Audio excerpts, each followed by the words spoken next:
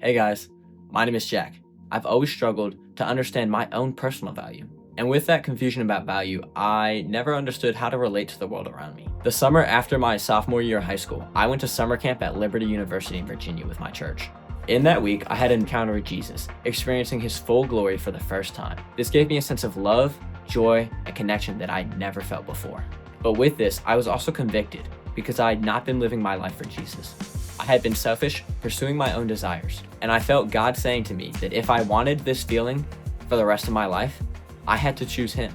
And so while I wanted to pursue God, I came back to school the following year, not sure how. Not knowing how, I spent the next school year trying to get that same sense of fulfillment and joy on my own.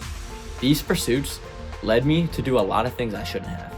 I was very prideful as a person and very self-centered. I fell into a season of lust where I was looking at people not for who they were as people, but for the value they could bring in my life. This led me to feeling a separation from myself and other people, but also myself and God. I felt like the value I felt I had was different from the value God felt I had. This discrepancy in value left me with a lot of pain. I didn't understand why the things I was chasing in life weren't working out for me. And so, I hit a low point the summer after my junior year where I had no idea where I was supposed to be, who I was supposed to be, or what I was supposed to be. And there was one night where I was up, unable to sleep, and I cried out to God, "Lord, what would you have me do?" And in that moment, I was so focused on my own pain that I didn't hear a response. I didn't think God wanted me.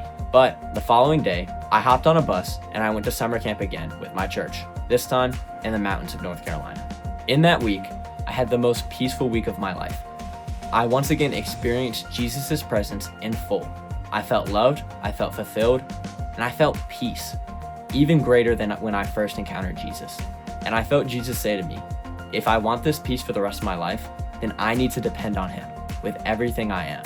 This meant not trying to prove my value based off of what I do, but basing what I do on the value he says I have. And from this point of surrender, I really began to be restored. Jesus showed me time and time again how much he loved me. All those years, after I knew him and was living life without him, he kept pursuing me. He kept showing up in my life even when I wasn't looking for him. Jesus showed me that those things are why he died on the cross. Jesus died so that those things wouldn't be my life and wouldn't determine my value. In Psalm 139, verse 14, when it says, "Fearfully and wonderfully made," it means that when God created me, there was no mistake. It means that he created me so intentionally and saw me with so much value that he was willing to humble himself and come down as a man, as Jesus, and die on the cross for my sins. With this, I've been able to find loving, caring, passionate communities such as Crew, where I can have authentic relationships with others.